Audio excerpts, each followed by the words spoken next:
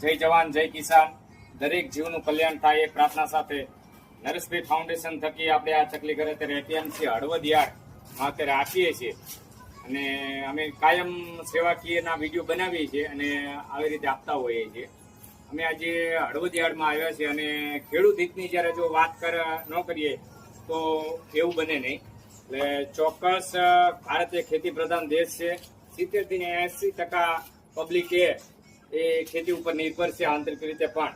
એટલે ચોક્કસ અત્યારે થોડાક સમય ગાળા દરમિયાનથી હકીકતમાં ખેડૂતોના ઘણા બધા પ્રશ્નો હોય છે. મોટો પ્રશ્ન હોય તો એની જે ઉત્પાદન છે એના ભાવને લઈને છે.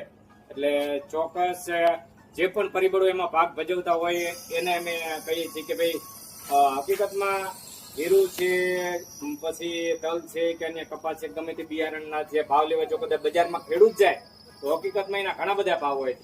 સામાન્ય રીતે આપણે વાત કરીએ તો જીરુના ગયા વર્ષના જે બિયારણની વાત આપણે કરીએ તો 9,000 થી માંડીને 12,000 સુધીનું બિયારણ હતું અને એ માં મહેનતે ખેડૂત પોતાના લોહી પરસેવો એક કરી અને ઉત્પાદન મેળવે દિવસ રાત એક કરીને અને જ્યારે યાર્ડમાં લઈને જ્યારે તે આવે છે તેને સામાન્ય અત્યારે ગણીએ તો 3,000 થી 3,500 રૂપિયા સુધીનું, તલમાં ગણીએ તો ગયા વર્ષના 2,500 રૂપિયા હતા, એના બદલામાં અત્યારે આ વર્ષે 1,400 રૂપિયાથી.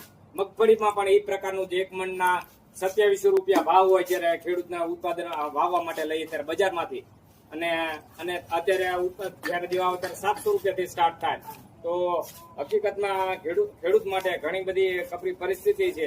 ઘણા બધા પરિસ્થિતિનો, કુદરતી પરિસ્થિતિનો પણ સામનો કરીને પણ એ પોતાનું ઉત્પાદન લેતા હોય છે. તો ચોક્કસ જે પણ પગલા આપણે લઈ શકીએ ગવર્મેન્ટ દ્વારા એ લેવ અને ખેડૂત સમૃદ્ધ તો દેશ સમૃદ્ધ એ નીતિથી ચાલીએ. જય જવાન જય કિસાન.